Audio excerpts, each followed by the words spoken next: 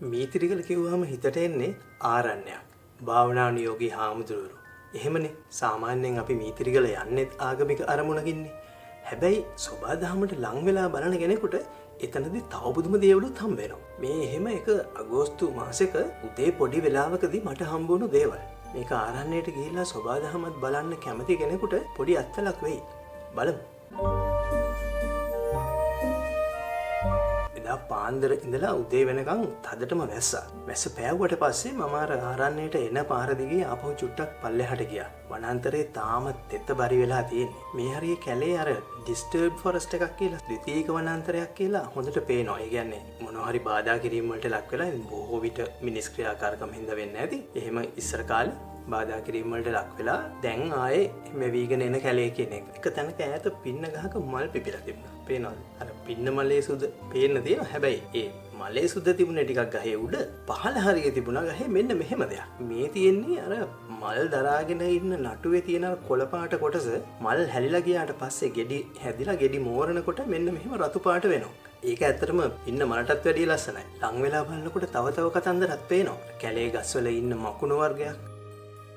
මකුළුවෙක් මේකත් අල්ලලා දැලක් බැඳලා හැබැයි මං හිතන්නේ වැස්සෙන් ඒ දැල කැඩිලා. ඉතින් මේ කැලේ තියෙන පොඩි පැලයක් වුණත් තව ගොඩාක් කතන්දර වලට සම්බන්ධයි කියන එක පේන පුංචි උදාහරණයක්. මේ හරියේ කැලේ අර යටිවගාව කියන ටිකේ සෑහෙන බටගස් තිබුණා. ඉතින් අපේ තෙත්කලාපීය වනාන්තරයක යට ඔහොම බටපඳුරු දිනනකොට අපිට විශේෂ දෙයක් බලාපොරොත්තු වෙන්න පුළුවන්. ඒ තමයි අර ලංකාවට ආවේනික. ඒ කියන්නේ ලංකාවටම විතරක් සීමා වෙච්ච බට ඇටිකුකුලා කියන කුරුල්ලා. දැන් ඌක හිත යනකොට ඇටිකුකුලෙක් එක තැනක ඉඳලා ටක් ගාලා පියාඹලා ගියා. අදිසියට එක ෆොටෝ එකක් ගන්න පුළුවන් වුණා. නමුත් මට ෂුවර් නෑ මේ බට ඇටිකුකුලද සාමාන්‍ය ඇටිකුකුලද කියලා. බට ඇටිකුකුලයි සාමාන්‍ය ඇටිකුකුලයි හුඟක් දුරටම එක වගේ පාට වලින් එහෙම එක විදිහයි. හැබැයි බට ඇටිකුකුලගේ හොට නිකන් අලිගට පෙරමදේ වගේ ලස්සන නිකන් ඇත්දල පාට සහ ලා කොළ පාටක් මිශ්‍ර වෙච්ච හොටක් තියෙන්නේ. සහ අපේ සාමාන්‍ය ඇටිකුකුලගේ හොටට වැඩිය ටිකක් ලොකු හොටක් කියලා එක පාට පේන එක. ඉතින් මෙතන එයාගේ හොට හරියටම මේ අත්ෙන් වැහිලා. ඒක නිසා හිතා ගන්න අමාරුයි. සමහර විට සාමාන්‍ය ඇටිකුකුලා වෙන්න පුළුවන්. හැබැයි බට ඇටිකුකුලා මේ වනාන්තරවල නැති වෙන්න බෑ කියලා තමයි මට හිතෙන්නේ. මේ පුංචි හතු මෙහෙම එක පොකුරට පිපිලා තියෙනකොට සෑහෙන ලොකු කතාවක් ඒක ඇතුලේ කියවෙනවා. මේ වනාන්තරයක් කියන්නේ ඇත්තටම අපිට නිකන් එකපාරට මෙහෙම පෙනුනට හැම තිස්සෙම බොහොම ක්‍රියාකාරී, බොහොම සක්‍රීය පද්ධතියක්. එතකොට පස ඇතුලේ පවා ඒ ක්‍රියාවලිය සිද්ධ වෙනවා. දැන් මේ ගස් වලට ඕනි කරන පෝෂණ ගුණය කියන එක දිරාගෙන යන කොළ රොඩු ආදිය වලින්නේ එන්නේ. ඒකට ඒ ටික කරන අය තමයි පුස් වර්ගයම. ඒවා තියනවා කියන එක පේන ලක්ෂණය හතු පිපිලා තියෙනවා කියන එක. එතකොට මොනවා හරි හතු වර්ග පිපිලා තියනවා දැක්කහම අර කතන්දරේ ඔක්කොමත් ඔලුවට එනවා. මෙන්න බැම කහ කොණ්ඩයා කියන කුරුල්ල. ලංකාවේ ඉන්න කොණ්ඩ කුරුල්ලෝ අතරින් මේ තෙත්කලාපීය වනාන්තරවල සුලභවම හම්බ වෙන කොණ්ඩ කුරුල්ල වර්ගය මේ. එයා හුඟක් වෙලාවට දෙන්න හරි නැත්නම් පොඩි කණ්ඩායමක් හැටියට. එහෙම තමයි යන්නේ යා කැලේ. පුංචි ගෙඩි වර්ග කන කුරුල්ලේ. අපේ තෙත්කලාපීය වනාන්තරයකට ඇතුල් වෙනකොට අර එහෙම වනාන්තරයකට ඇතුල් වුණා කියන හැඟීම දෙන නාද වලින් එකක් තමයි මේ බැම කහ කොණ්ඩයාගේ නාදය කියන්නේ. අහලා බලන්න.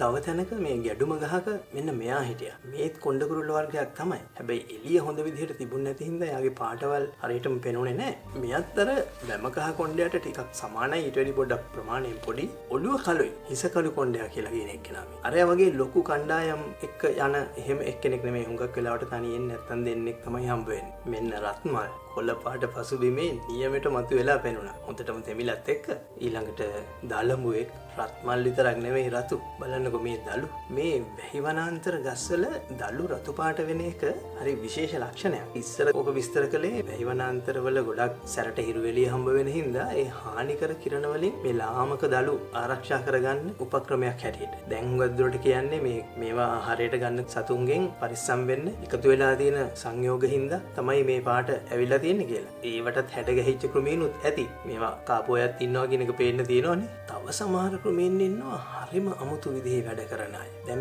මේ කොළ බලන්න තැන් තැන් වල හිල් තියෙනවා වගේනේ පේන්නේ. ඇත්තටම වෙලා තියෙන්නේ කොළේ ඇතුළට බිත්තර දාන චූටි කෘමීන් හින්දා ඒගොල්ලන්ගේ පැටව පිලව් අරතරන් තුනී කොළේ මේ මැද තියෙන කොළ පාට හරිය කාලා. එතකොට උඩයි යටයි තියෙන ඊටි වගේ ටික විතරයි තියෙන්නේ. එතකොට මේ වගේ හිල් වගේ තමයි පේන්නේ. හැබැයි මේ කහ පාට කොළ එහෙම කතාවක් නෙවෙයි කියන්නේ. මේවා වයසට ගිහිල්ලා වැටෙන්න කිට්ටු වෙච්ච කොළ. ඇත්තටම අපිට කොළ පාටට පේන කොළවල තවත් පාටවල් හැංගිලා තියෙනවා. ගොඩාක් කොළ පාට තියෙන හින්දා අනික් පාටවල් පේන්නේ. කොළේ වයසට යනකොට ඒ කොළ පාට වියකිලා යනවා. ඒ කියන්නේ ගහට උරා ගන්නවා. එතකොට අර අනික් කහ පාට, තැඹිලි පාට වගේ වෙනත් පාටවල් මතුවෙනවා. විශේෂයෙන් ওই ඍතු භේදය හොඳට තියෙන සීසනල් වෙනස්කම් පේන රටවල් වල සරත් සමයේදී මුළු කැලේම වගේ කොළ ওই වගේ පාට වෙලා හරිම ලස්සනයිනේ. මේ එහෙම එක පරිසරයක්. මේ ඇමරිකාවේ ඇපලේචියන් කඳුකරේ තියෙන ඒ වගේ එක පාරක්. හැම අවුරුද්දෙම මිනිස්සු මිලියන ගාණක් යනවා ඒක බලන්න. මේක ගැන අපි වෙනම වීඩියෝ එකකුත් කරලා තියෙනවා. ඇමරිකාවේ ලස්සනම පාර මේකද කියලා. මේ වීඩියෝ එක අන්තිමට ඒකට ලින්ක් එකක් අපිය වෙනවා. බලන්නකෝ. ඒක හරිම ලස්සනයි.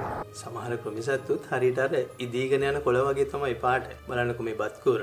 ආරණ්‍යයට ගැළපෙන පාට. මේ ගස් කඳන් වල තියෙන පාසි තට්ටු තව ලං වෙලා බලන්න පුළුවන් නම් ඒවත් පුංචි වනාන්තර වගේ තමයි. මට ඒ තරමටම ලං වෙලා බලන්න පුළුවන් කමක් තිබුණේ නැහැ. මේවා ටිකක් උඩ තිබුණේ. මම ওই කැලේ ටිකක් පහළ මට්ටමේ තියෙන දේවල් බලබලා යනකොට මෙන්න මෙයා උඩ ඉඳන් මන් දෙය බලාගෙන එන විපරම රංචුව පේන නම් හිටියේ නැහැ. සාමාන්‍යයෙන් රංචු විදියට නෙන්නේ. ඔය ගස් කඳන් වල තව හිටපු එක්කෙනෙක් මේ ඇකවස් කියන ගස්ගලු බෙල්ලා. මෙයා ඉතින් අපේ කලාපේ සෑහෙන සුලභව හම්බෙන කෙනෙක්. ගෙවතු වෙලත් ඉන්නෝනේ පුවක් ගස් වල එහෙම. හැබැයි මෙයා එහෙම අපේ දේශීය එක්කෙනෙක් නෙමෙයි. හැමතැනම දැන් පැතිරිලා හිටියට මෙයාගේ නිජබිම අප්‍රිකාව. ඒකට ලංකාවට කිසියම් විදියකට හම්බෙන් ආපු ඉන්ට්‍රොඩියුස්ඩ් එක්කෙනෙක්. ඔහොම යනකොට මෙන්න මෙයා හම්බ වුණා. මේ බට්ටිච්චෙකුටත් වැඩිය ටිකක් පොඩි හරිම ක්‍රියාශීලී මැසිමාරාවෙක් කෙනෙක්. ෆ්ලයි කැචර් කෙනෙක්. බ්ලැක් නේප් මොනාක් කියලා දැන් කියන්නේ. අපේ දැන් කවුඩා කරන්නේ පියාඹලා ගිහිල්ලා කෘමින් අල්ලගන්න. ඒ ක්‍රමයට කෘමින් අල්ලගන්න කුරුල්ලෙක්. තව හරිම ඉන්ට්‍රෙස්ටිං කුරුල්ලෙක් මේ හැරේදී හම්බුණා. අපි ඒක අන්තිමට බලමු.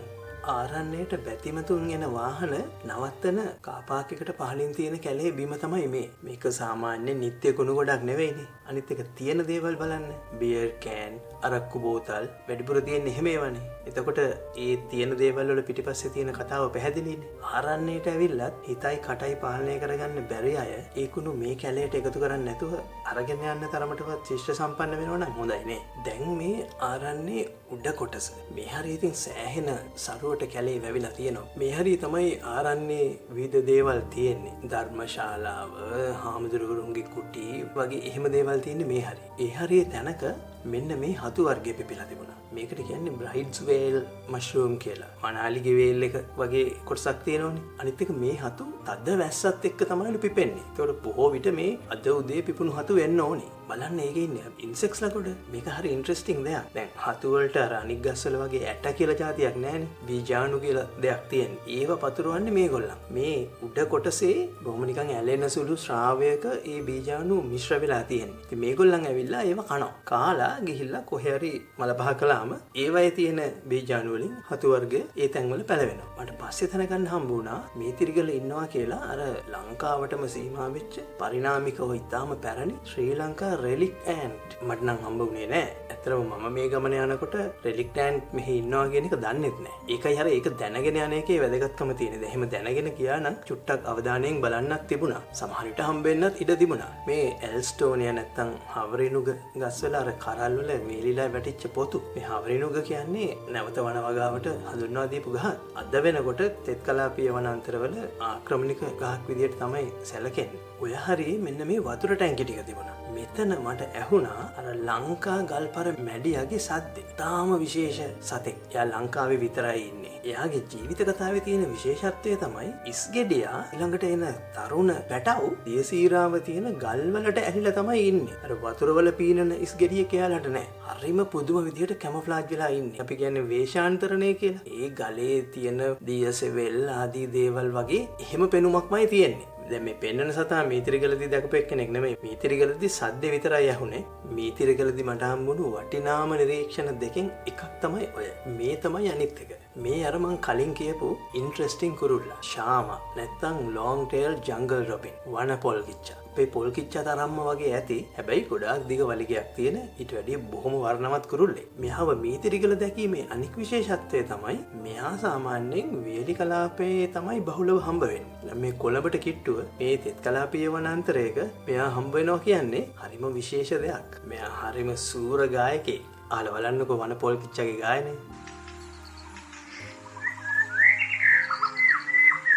ඉතින් ආගමික කටයුත්තකට මීතිරිගල ගිය ගමන් සෝබාදහම ගැන බලන්න පොඩ්ඩක් කැලේ ඇවිද්දාම දැකපු මීතිරිගල ආරණ්‍යයේ සෝබාදහම තමයි ඔය. ඉතින් මේ වීඩියෝ එකේ ඔයාලට වැදගත් යමක් තිබුණා නම් ඒ ගැන කමෙන්ට්ස් වලින් අපිට කියන්න. ලයික් එකක් දාන්න.